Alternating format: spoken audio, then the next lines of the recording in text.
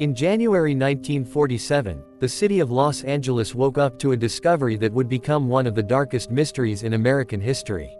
What seemed like an ordinary morning quickly turned into a nightmare when the body of a young woman was found on an empty lot. Her name was Elizabeth Short, but the world would soon know her by a far more haunting name, the Black Dahlia.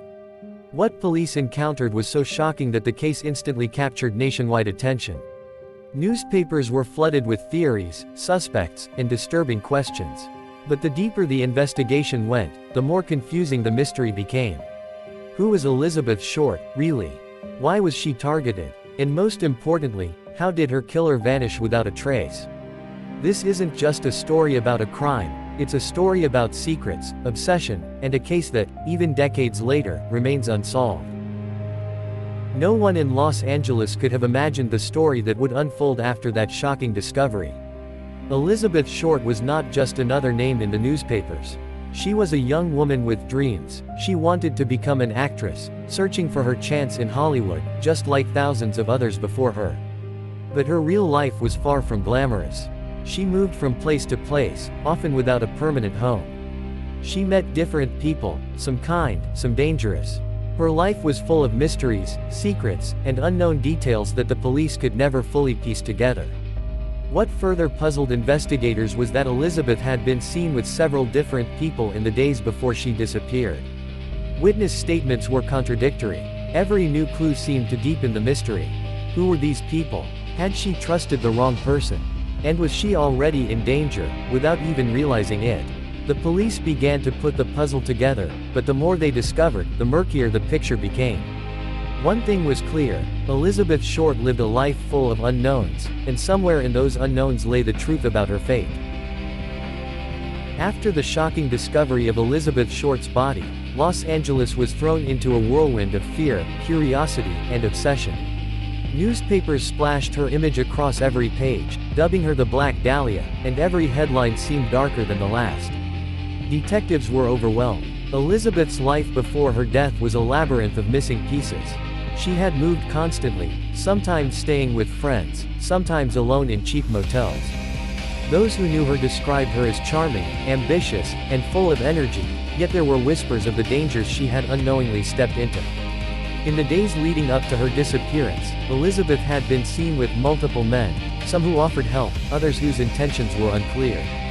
Witnesses gave conflicting accounts, and each statement seemed to contradict the last. Police struggled to separate truth from rumor, fact from fiction. What made the case even more perplexing was the brutality of her murder. It wasn't just the act itself, but the precision and coldness. Whoever did this knew exactly what they were doing. The city buzzed with fear. A killer could be anywhere, blending into the shadows of Hollywood streets filled with dreamers like Elizabeth. Friends and acquaintances began to speak, some revealing shocking secrets about the young woman's life, others withholding information out of fear or shame. Every lead opened a door to more questions. Who had seen her last? Was she lured into danger by someone she trusted? And could anyone have prevented what happened? The Black Dahlia case became a mirror reflecting the darkest side of ambition, desire, and secrecy in a city chasing fame. With every clue that surfaced, Elizabeth Short's life seemed to drift further into myth, her real story blurred by speculation, gossip, and fear. And even today, decades later, the truth about what happened that night remains hidden in the shadows of Los Angeles. As the investigation into Elizabeth Short's murder intensified, the city of Los Angeles held its breath. Detectives combed through every lead, every witness statement, and every fragment of Elizabeth's last days. Yet the deeper they dug, the more questions piled up. Several men emerged as persons of interest, some connected to Hollywood's glittering surface, others to its dark, hidden corners. Neighbors whispered about late-night visits, suspicious cars, and strangers loitering near the cheap motels Elizabeth sometimes stayed in. Each tip pulled investigators down a new rabbit hole, but none led directly to the killer. What troubled detectives most was the nature of the crime itself. The meticulous precision suggested someone cold, calculating, and possibly familiar with medical or anatomical knowledge. It was no random act of violence, this was targeted, deliberate. Yet no fingerprints, no clear motive, and no confession ever surfaced. The media frenzy only worsened matters. Reporters interviewed everyone who had crossed paths with Elizabeth, spreading rumors and half-truths that muddied the investigation. Friends and acquaintances, afraid of public scrutiny or their own secrets being revealed, became reluctant to speak. Every statement seemed to open a new layer of the mystery, but none could reveal the final piece of the puzzle. And then there were the letters, cryptic, unsigned notes arriving at police stations, hinting at knowledge of the crime, but always just out of reach. Each one teased the possibility of the truth, only to vanish into the shadows. The case became a haunting symbol of Los Angeles itself, glamorous yet unforgiving, full of dreams but also secrets. Elizabeth Short's story, already tragic, now seemed to slip between fact and legend. Who killed the Black Dahlia? Was it someone close to her, or a stranger hiding behind the city's bright lights? And perhaps the most chilling question of all, would the killer ever be found, or would Elizabeth Short's death remain an eternal mystery? Weeks turned into months, and the investigation into Elizabeth Short's murder seemed to hit a wall. Every lead the detectives chased seemed to vanish into thin air. Yet small, unsettling clues continued to surface, items in Elizabeth's apartment that didn't belong to her, eyewitness accounts that contradicted each other, and whispers of shadowy figures seen around the city in the days before her death. Some witnesses claimed to have seen her with a man whose face they couldn't fully describe, someone charming but with an unsettling presence. Others spoke of strangers following her late at night, or of phone calls she received that made her uneasy. Each piece of information hinted at a hidden network of people, secrets, and dangers lurking behind Hollywood's bright lights. Detectives began to notice a pattern. Elizabeth's movements had been carefully tracked by someone. Her appointments, the streets she walked, the motels she stayed in, all were recorded with a meticulousness that suggested planning. Someone had been watching her life, waiting for the right moment. Rumors spread about the possible motive, jealousy, obsession, revenge.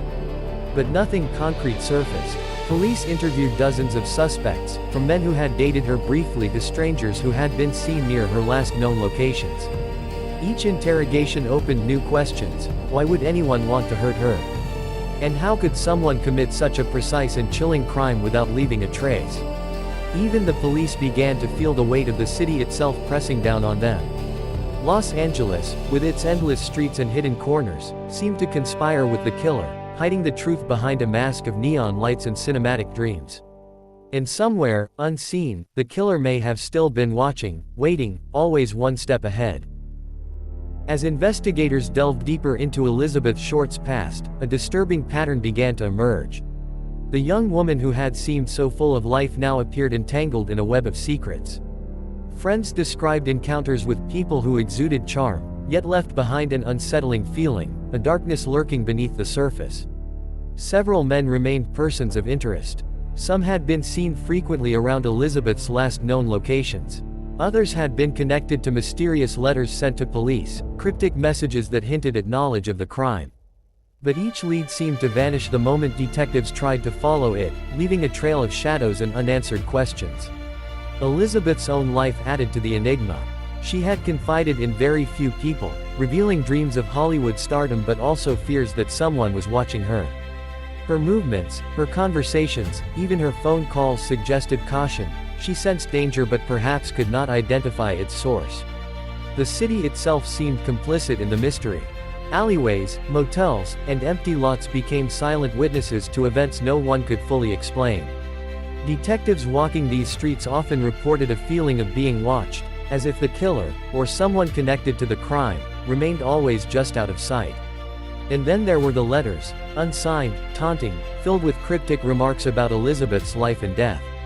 Each note raised more questions than it answered, hinting at a sinister mind playing a game of cat and mouse with those desperate to uncover the truth. With every new detail, the story grew darker. Elizabeth Short's life, once filled with hope, was now overshadowed by fear, secrets, and the chilling presence of someone lurking in the shadows. The city held its breath, and so did everyone following the case, for the Black Dahlia's story was far from over, and the truth remained buried, just beyond reach. As the investigation dragged on, detectives in Los Angeles found themselves chasing shadows. Every suspect seemed to vanish as soon as attention focused on them. Men who had been seen with Elizabeth Short disappeared from the city, moved away, or gave conflicting statements that only deepened the confusion. Rumors of Hollywood connections surfaced. Some claimed Elizabeth had crossed paths with men who held influence, people who could make or break careers, and whose intentions were far from clear. The line between fame and danger blurred, and detectives realized that the city itself was a maze of hidden threats, where appearances deceived and secrets festered in the shadows. Investigators began to pore over every tiny detail: her wardrobe, her letters, the motels she stayed in, the people she met on her last days. Small anomalies raised suspicion: a note left behind that didn't match her handwriting, a witness who recanted their story, a taxi driver who claimed to have driven her somewhere she never mentioned. Each clue hinted at a bigger picture, but the edges remained shrouded in darkness. The letters continued to arrive, unsigned and cryptic. Some hinted at knowledge of her movements, others seemed to mock the police. Each note was a reminder that the killer might still be out there, watching, calculating, always just out of reach. The city, once glamorous and full of dreams, now seemed ominous and dangerous. Streets that glistened under neon lights hid dark corners where secrets thrived. And for Elizabeth Short, the girl who had come to Hollywood seeking fame, the shadows were no longer just a part of the city. They had become part of her story, entwining her life with a mystery that would haunt Los Angeles for decades. Even now, decades later, the chilling question remains: who was watching her, and why did they strike with such precision? By now, the case of Elizabeth Short had gripped all of Los Angeles. The city was alive with whispers, rumors, and fear. Detectives walking the darkened streets reported an unsettling sensation, a feeling that someone was always watching, always lurking just out of sight. New evidence trickled in, each piece more disturbing than the last. Witnesses described shadowy figures trailing Elizabeth, vanishing into alleys moments before anyone could catch up. Taxi drivers spoke of strange fares, quiet, watchful men who left her at places she never mentioned. And then there were the letters, unsigned, taunting, sometimes detailed, always hinting at secrets the police hadn't uncovered. Inside the police station, tension was thick. Officers pored over photographs, maps, and timelines, trying to connect her last movements. But every lead fractured under scrutiny, and every new clue seemed to raise more questions than it answered. One detective whispered to another, "This isn't just a murder, it's a game." Elizabeth's life itself seemed to be a puzzle, full of contradictions and secrets. People she trusted appeared suspicious, while strangers seemed to vanish from the story without a trace. Each interaction she had in her last days was now a potential clue, but the bigger picture remained hidden in the shadows of the city. Even more chilling were the accounts from locals. Residents reported seeing figures standing silently on the streets at night, watching the empty lots and motels she had frequented. Some swore they could feel eyes on them, as though the killer had not only struck once, but was still present, still close, waiting. The Black Dahlia case had transformed Los Angeles from a city of dreams into a labyrinth of fear. Every corner, every alleyway seemed to hold secrets. And one truth became painfully clear to those chasing the case: the killer was meticulous, patient, and far closer than anyone could have imagined. As the investigation into Elizabeth Short dragged on, detectives in Los Angeles began forming theories, some plausible, some chilling. Every lead seemed to point toward a hidden network of people who knew more than they were saying. Several new suspects emerged. Men with shadowy pasts, individuals who had been seen near Elizabeth in the days before her disappearance, and others whose stories simply didn't add up.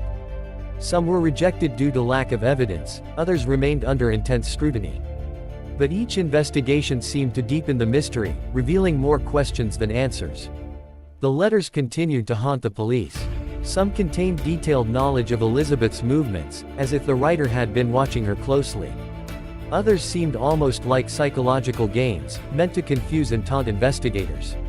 These notes suggested a mind that was not only dangerous but calculated, someone who took pleasure in hiding in plain sight. At the same time, detectives pieced together fragments of Elizabeth's life: secret meetings, unexplained phone calls, and mysterious acquaintances. Each new discovery painted a picture of a young woman who had unknowingly walked into a dangerous web of obsession and secrecy. As the city held its breath, the tension inside the police department grew. Officers reported feeling watched, even inside the station. Every shadow, every whisper seemed suspicious. It was as if the killer's presence lingered, invisible but palpable, always one step ahead. Then came a breakthrough, a single witness who claimed to have seen Elizabeth with a man she appeared frightened of, only hours before her death. The description was vague, but it hinted at someone close, someone who knew her routines. Detectives scrambled, sensing they were finally close, yet the identity remained elusive. And just as hope flickered, another cryptic letter arrived at the station, more disturbing than any before. Its message was simple, yet chilling. You are looking in the wrong place. She was never alone. The words hung in the air like a shadow over the city. Whoever had killed Elizabeth Short was still out there, and they had been hiding in plain sight all along. Months had passed, and the investigation into Elizabeth Short had transformed into one of the most haunting mysteries in Los Angeles. Detectives were exhausted, the city restless, and rumors grew darker with each passing day. The latest lead suggested a chilling possibility. Elizabeth's killer may have been someone she knew, someone who had carefully tracked her every move. Friends, acquaintances, even casual strangers from her last days were scrutinized with a level of suspicion that bordered on paranoia. Every interaction she had, every conversation, suddenly felt like a potential clue. Investigators began to focus on the letters again. Each one was analyzed for handwriting, tone, and content. Some suggested knowledge only someone close to Elizabeth could have known. Others seemed designed to mislead the police entirely, a psychological game that blurred the line between fact and manipulation. Then came the reports from locals, people who lived near the motels and streets Elizabeth had walked. They described strange figures standing in doorways, watching from shadows, disappearing the moment anyone approached. It was as if the city itself was alive with unseen eyes, keeping silent witness to a secret that no one could fully uncover. As the detectives pieced together these fragments, a pattern emerged. Elizabeth had lived on the edge of two worlds, the dazzling dream of Hollywood and a shadowy undercurrent of danger. The very people who could have helped her, or who should have protected her, were now under scrutiny. Trust had become impossible, and every familiar face seemed suspicious. And yet, just as one piece of the puzzle seemed within reach, the investigators were thrown back into confusion. Another cryptic letter arrived at the station, typed and unsigned this time, with a message that made even the most seasoned detectives shiver. You see what I allow you to see. She was never alone, and neither are you. The words cast a shadow over the city. Elizabeth Short's life and death had become a labyrinth, and the killer remained invisible, their presence lingering like a specter over Los Angeles. The closer the detectives felt to the truth, the further it seemed to slip away, leaving behind only fear, questions, and the haunting echo of the Black Dahlia story. The months turned into years, yet the shadow of Elizabeth Short's murder continued to haunt Los Angeles. The case had become more than an investigation, it was a ghost story played out in real life. Streets once filled with hope now seemed sinister, every alley a potential hiding place for the unknown. Detectives had followed dozens of leads, interrogated countless suspects, and analyzed every shred of evidence. Yet the killer remained elusive, always one step ahead. Every clue uncovered seemed to deepen the mystery rather than solve it. Witnesses recanted, alibis crumbled, and the letters kept arriving, cryptic, chilling, and always hinting that the killer was watching not just Elizabeth, but everyone who tried to uncover the truth. New details emerged about Elizabeth's last days. She had been seen walking alone at night, speaking with strangers who vanished as quickly as they appeared. Reports suggested she felt watched, though no one could identify by whom. Her life, full of ambition and dreams, had intersected with shadows that no one could fully comprehend. The police began to suspect that the killer was not only calculating but intelligent, someone who knew the city like a maze and Elizabeth's life like an open book. Every corner of Los Angeles seemed complicit, hiding secrets that the investigators could only glimpse but never grasp. Then, late one night at the police station, a detective found another note slid under the door. Typed, precise, almost clinical, it read, "You think you know, but you see only what I allow. She was never alone, and neither are you. Keep looking, if you dare." The words hung in the air, heavy and suffocating. Every officer felt it, a chill that crawled under their skin. The Black Dahlia's story was no longer just a murder, it was a warning. The city itself seemed to whisper, as though the killer's presence still lingered, hidden in plain sight. And somewhere, in the shadows of Hollywood's bright lights and Los Angeles' dark corners, the truth waited, unseen, untouchable, and terrifyingly close. Years of investigation had left detectives exhausted, Los Angeles restless, and the city itself steeped in whispers about Elizabeth Short. Every lead, every witness, every shadowy figure in Elizabeth's last days had been chased, scrutinized, and yet the truth remained frustratingly out of reach. The evidence painted a haunting portrait of a young woman caught between ambition and danger. Elizabeth had lived on the edge of two worlds, the glittering Hollywood dreams and the dark, hidden corners of the city where obsession, envy, and malice thrived. She had trusted some, feared others, and moved through a maze of strangers and acquaintances, never knowing who watched her or why. Despite breakthroughs in the case, witnesses recalling strange men, cryptic letters sent to the police, and fragments of her last days reconstructed through interviews, the killer remained invisible. Investigators uncovered possible motives: jealousy, obsession, a desire for control, or a chilling fascination with fear. Each theory seemed plausible, yet none could be proven. The letters, taunting and cryptic, continued to arrive, suggesting a calculated mind behind the murder. It was as if the killer wanted the world to know that Elizabeth Short had never truly been alone, and that their presence lingered, hidden in the shadows. In the end, the Black Dahlia case became a symbol of Los Angeles itself, glamorous, ambitious, yet shadowed by secrets and darkness. Elizabeth Short's life and death became intertwined with a city that both celebrated dreams and concealed nightmares. Decades later, the case remains unsolved. Historians, journalists, and true crime enthusiasts continue to search for answers, yet the killer's identity is unknown. Elizabeth's story survives through photographs, newspaper clippings, and whispered legends, a reminder of ambition, vulnerability, and the terrifying fact that some mysteries may never be solved. The final truth, like the shadowy streets of Los Angeles, remains just out of reach.